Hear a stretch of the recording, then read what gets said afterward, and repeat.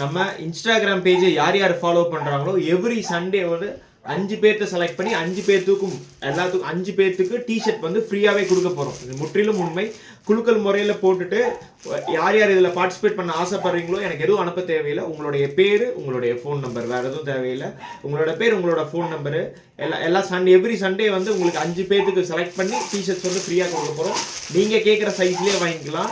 5 T shirt or otherwise லேடிஸாக இருந்தால் 5 leggings 5 பேர்த்துக்கு ஓகேங்களா. உங்களுடைய நேம், உங்களுடைய ஃபோன் நம்பர், வேறு எதுவும் தேவையில்லை.